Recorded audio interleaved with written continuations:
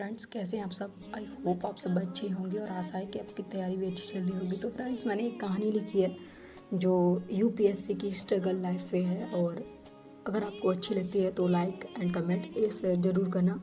मैं आपको दिखाती हूँ। अभी काफ़ी रात है, लगभग 3 बजने वाले हैं और मैं पढ़ रही थी।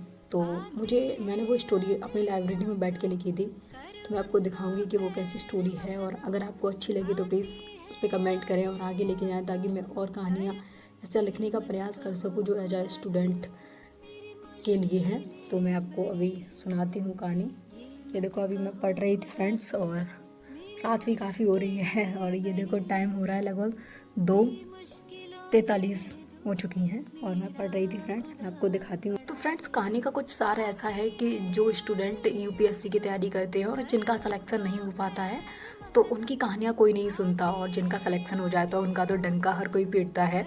तो मैंने जिनका नहीं हो पाता है उनके लिए लिखा है कि ना जाने कितनी कहानियाँ दब गई इन किताबों के पन्नों में, कि ना जाने कितनी कहानियाँ दब गई इन किताबों के पन्नों में, तुम कहते हो एक सपना ही तो टूटा है।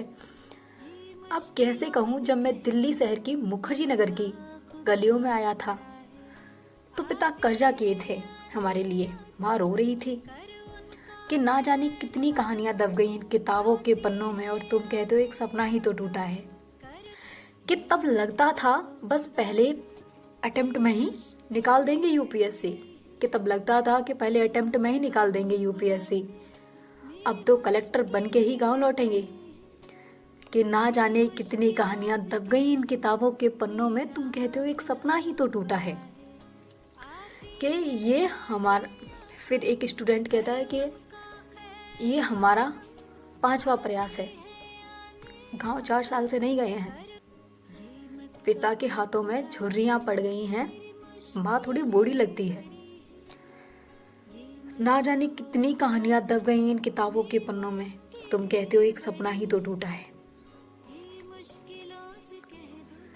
तो आगे कुछ कहानी इस प्रकार है, मैं आपको दिखाती हूँ। कि अब पता नहीं